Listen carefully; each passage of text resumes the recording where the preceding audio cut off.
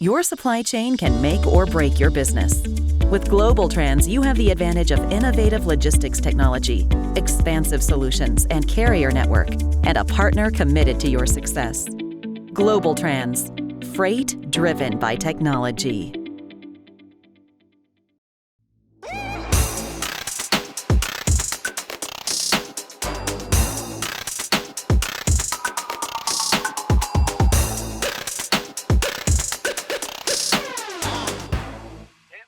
Welcome to Off the Supply Chain, a show for shippers. If the supply chain is all about cooperative competition, so is our show. We're bringing you compelling perspectives from 3 industry experts. From electronics to food, chances are if you use it or consume it, it spent some time at a distribution center or warehouse. And as e-commerce continues to boom, warehouses will continue to be headline news. Like with anything, there are plenty of growing pains, from tight employment conditions to even lack of existing warehouse space. Right now, the warehouse boom is a hot topic in the logistics industry, and the topic we'll be debating on this episode of Off the Supply Chain. Now to our host, Chad Prevost. Joining us today on the warehouse boom, Santosh Sankar is founding partner with Dynamo Ventures, investing in founders, building startups in supply chain and mobility. He's also board director for Stored, a software-enabled network of independent warehouses and distribution centers serving a corporation's dynamic warehousing needs. And after spending 25 years implementing enterprise software solutions at Fortune 500 companies, Matt McClellan focuses on researching innovation within the supply chain. He serves as Chief Innovation Strategist at Covenant Transport Services. And Tim Dooner is a 14-year industry veteran who has held director's positions in operations, sales, consulting, and marketing. He has worked with FedEx, Reebok, Adidas, LL Bean, Hasbro, Louis Vuitton, and clients across the full spectrum of the supply chain. Welcome to the show, guys. Santosh, your inaugural appearance. Yes, sir. And you're going against 2 former champions. Ooh. So you've got your work cut out for you. Here are the rules of the game. Each guest gets 40 seconds to respond with a 30-second follow-up. And of course, this is the supply chain show of competitive banter, so we keep score. When you hear this sound, you have 10 seconds. When you hear this sound, you are out of time. This sound means you get a point, and this sound means you lose a point. Let's get started.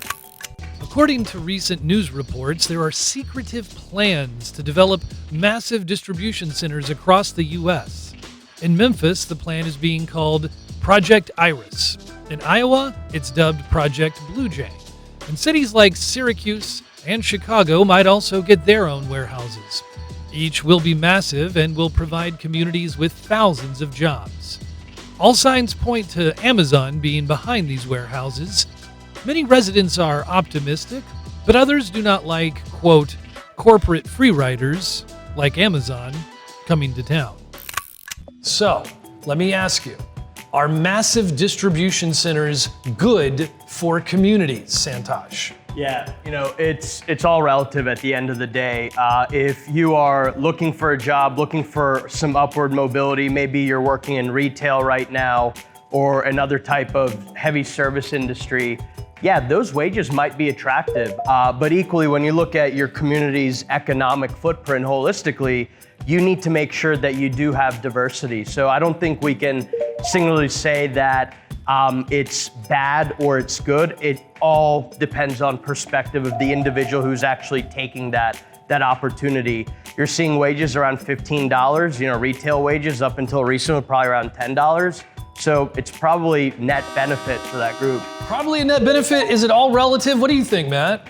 Here in Chattanooga, Tennessee, right in the center of Freight Alley, we got our Amazon warehouse, 4 or 5, maybe at this point 7 years ago. And, I heard a lot of the same concerns back then and none of the negative happened. It's an employer for a lot of people, a lot of seasonal work.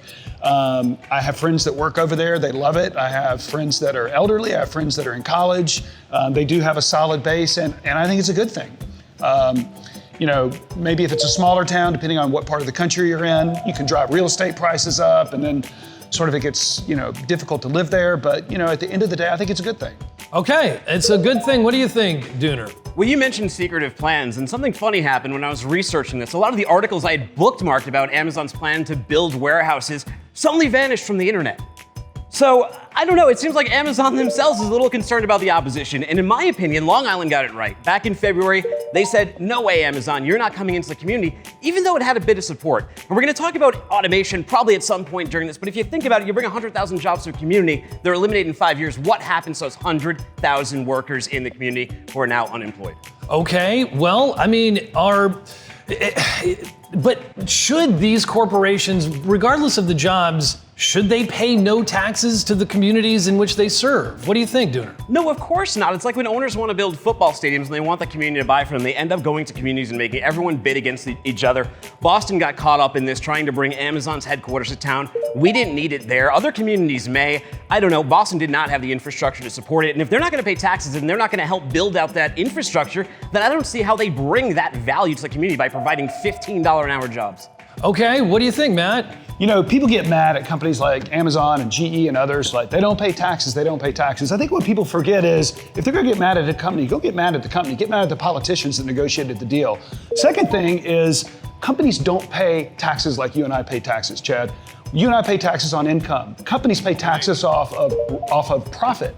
So when Amazon doesn't pay taxes, Amazon doesn't pay taxes. You know, you hear that all the time, AOC and others. They do pay taxes. They pay payroll taxes and other type of taxes, but Amazon puts money, they put their profits back into the company, so they are at zero. What do you think, Santosh? Are they putting the back into the community? Yeah, so there's the great way of doing capitalism and not the great way of doing capitalism. And if you purely look at what their tax rate is and the tax they pay on their profit, you know what? Right now, the way the system's set up, you are going to spend more money so you can, ultimately be strategic, avoid that tax bill. And a company like Amazon that's in secular growth mode, they're doing the right thing for them and their stakeholders. Ultimately, they are still paying taxes and also fees to other stakeholders. So we can't just say blatantly they're not paying taxes. That's incorrect. And at the end of round one, it is Santosh with 5, Matt with 5, and Dooner with 4. The warehouse industry has exploded over the past decade, and workers have found it hard to find footing for better conditions and wages. Companies often hire temporary agencies to staff warehouses, and despite the industry's rapid growth, labor unions have mostly ignored warehousing. In the past, if workers began to organize, the company would threaten to pick up and leave for foreign shores. Should workers in warehousing be paid better, or should they be happy with rates that tend to be about twice the minimum wage? Matt, what do you think? You know, it's a great question, Chad. Before I started at the transportation company I'm now, I spent 14 years in the warehousing business, and we always started with temporary workers because our turnover was so high, 38%. That's one of the reasons I think why unions have pretty much, avoided it because of the turnover. It was just sort of hard to get a solid base. So, should they get paid better? We paid our people a fair wage, great benefits. It was a great job. Some people, it was a lifetime job.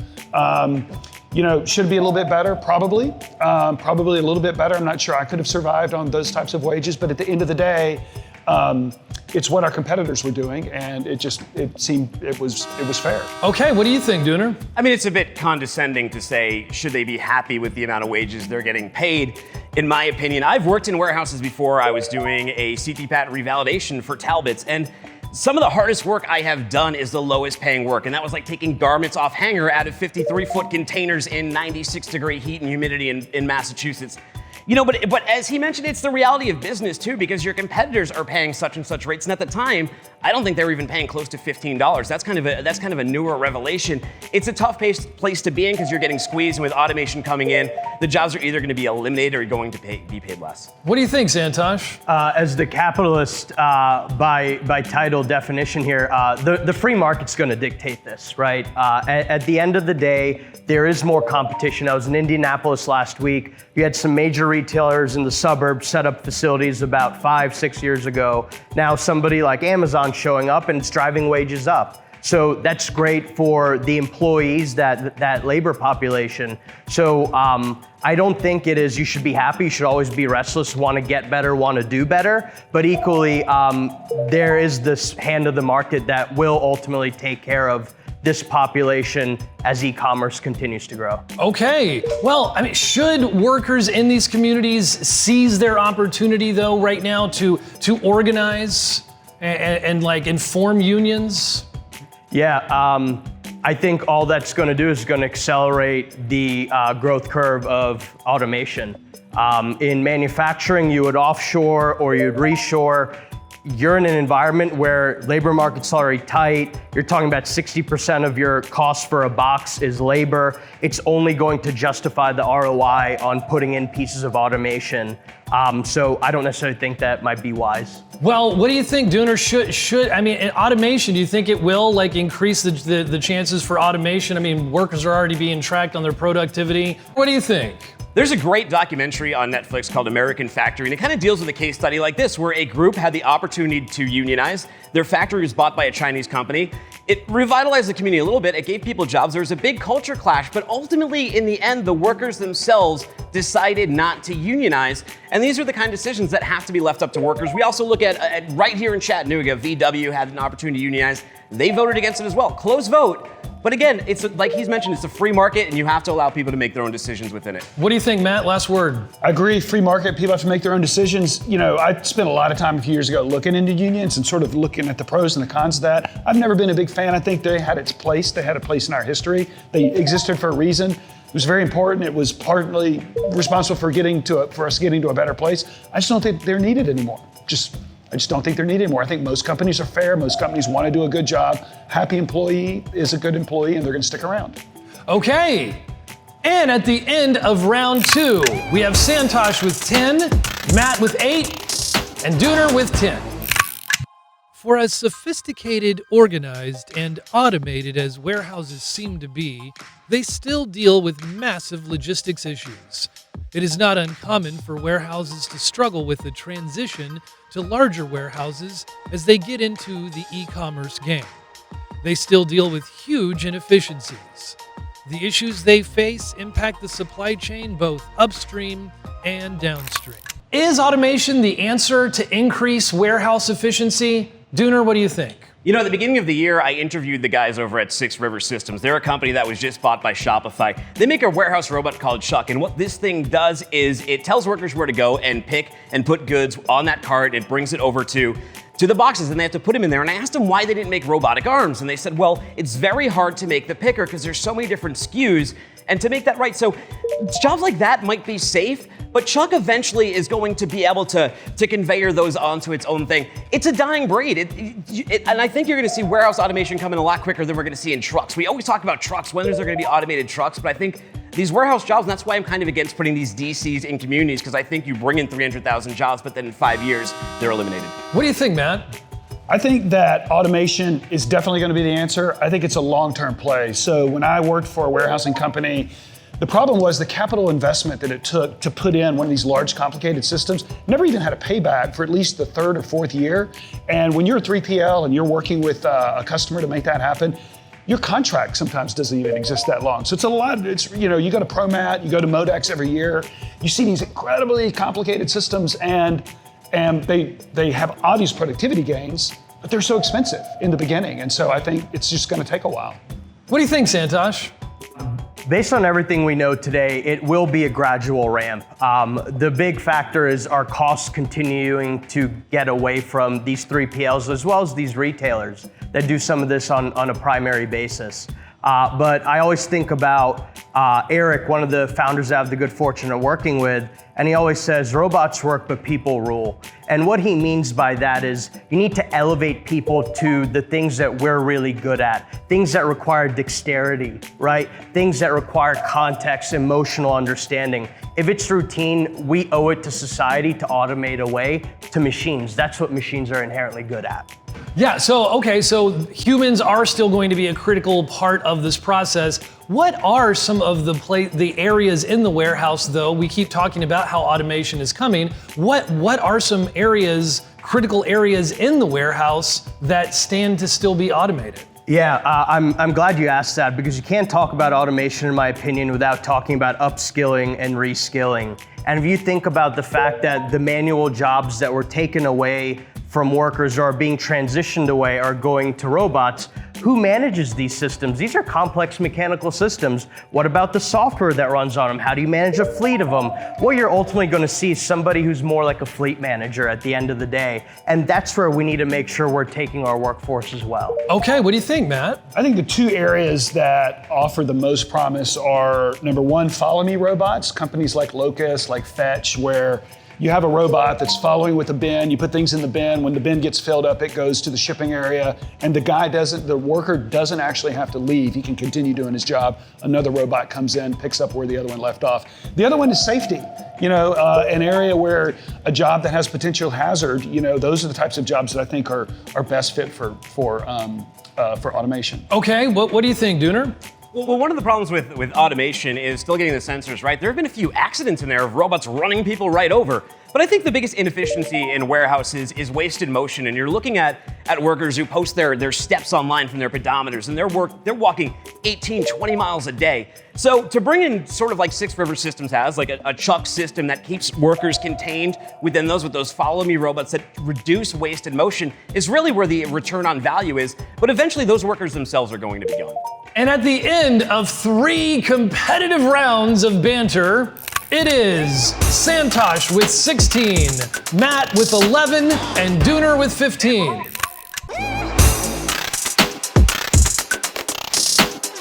And now it is time for our lightning round, big deal or little deal. What's the deal with you? A new report says that robots aren't taking over warehousing jobs right now, but over the next 10 years, the technology may make the jobs of warehouse workers harder. Big deal or little deal? Why or why not, Santosh? I think it's a little deal because whenever new technology comes in, there is a learning curve that one needs to actually go on. And over time, all those kinks will be sorted through. And ultimately, the human should be doing something that a machine cannot. Okay, Matt, what do you think? Not supposed to do this, but little deal. I agree with Santosh. Point to Santosh, okay. Yeah, and minus a point for me. I think it's a little deal. No, but just completely what he said. Okay, Dooner, what do you think? It's absolutely a big deal because it's going to redefine what a warehouse job is, and people are going to become those warehouse managers. They're going to be programming the artificial intelligence and the machine learning of systems. So as we displace some of the workers making that minimum wage or that $15, we're going to be bringing in higher paid workers. So to me, that's a huge deal. Nearly 1 billion square feet in the US is more than 50 years old, built back when the term e-commerce wasn't on any retailer's minds. Now, every company, even the digitally native brands, are looking for sites to plant their own fulfillment centers in a race against Amazon. Big deal or little deal, why or why not, Matt? You know what? If they build the warehouse right in 50 years, then we can turn them into condos, right? Or, Silicon Valley, really cool workspace like this place that we're in right now. I think this building actually used to be a warehouse. No, I think it's a big deal. Absolutely. Okay, it's a big deal. What do you think, Dooner? I think it's a big deal because it's dangerous territory for some of these companies to get in. This happens a lot of times in business where everything expands and then it contracts when people realize all the investments that go into starting a warehouse. I think it's a fool's errand to just put your own DC because you need it. You're probably better off partnering with somebody else who's really building out that technology. Santosh? I think that it's actually not a big deal. I think naturally these businesses, when you look at what Amazon's doing, listen, Walmart didn't do something dissimilar back when they were really in the heyday of their growth. You're trying to make sure that you're augmenting your operations, you're bringing in the right things into your own facilities. Okay, and for our final topic to determine who will be the Off the Supply Chain Champion of the Week. Warehouse security has become a big concern, especially with cybersecurity threats and the growing sizes of warehouses. There are now a growing number of IoT solutions out there to improve warehouse security, including RFID location tracking, AI-enabled security cameras, and biometric access controls. Is this a big deal or little deal? Why or why not? Let's start with Dooner. It's a big deal, but in the sense that the more connected you become and the more tech advanced you become, the more susceptible you become to these attacks. A dumb warehouse is much more secure against cyber attacks than these. So I think that you're gonna see like what we see in trucking and with seafarings and marine lines, you're gonna see a lot more ransomware attacks, having people hold people's inventory hostage. Santosh. This is a massive deal, okay? As an investor in robotics companies, software that sits in the ecosystem, one of the early things that we have to get ahead of is what type of security protocol do you have in place? This is absolutely a big threat. Okay, Matt, final word? Absolutely a big threat. You know, as a big carrier, we have trailer theft on a pretty regular basis. You know, we've put in our own protocols, the different locations that we pull up to have protocols. Another area that's interesting is I've seen some great drone solutions, you're right, where a drone will fly around and do perimeter security, low cost, 24 hours a day. And at the very end of our Warehouse Boom episode, the final score is Santosh with 21, Matt with 15, and Tim Dooner with 20. So congratulations, Santosh, for pulling out the win. I appreciate it, guys. Nice We'll treat this victory well. on your inaugural episode. What you gonna do with with your time being the champion of the week? I'm gonna go get a medallion for this and get some bling. Okay, that's great. That's what we like to hear. Join us next week for an extra special episode of Off the Supply Chain. We'll be coming to you from FreightWaves Live in Chicago for a heated debate with some of the top industry experts. You won't want to miss it. We'll see you in Chicago. Global Trans offers a full suite of solutions around logistics, supply chain, and transportation. Technology is what we do. Global Trans is bringing the trucking industry into the 21st century. From a small family-run business to now almost $1 billion company. We did that all together as a team, and we're bringing the people, processes, and software together. When I joined the company 3 years ago, I was attracted to the high growth and fast-paced environment, but I'm proud to say that we still have that nimble entrepreneurial spirit. As a leader in logistics technology, our platform allows us to serve any market, any mode, at any time. We're at the forefront of the logistics market. Our teams will always find a way to adapt to the best possible solution to service our customers. Our team is here for our customers, literally 24/7 by 365, because we need to be, and we'll get it done anytime, anywhere. We have a very competitive team, and that's what we really enjoy doing. Our mantra is simple: we are the future of freight.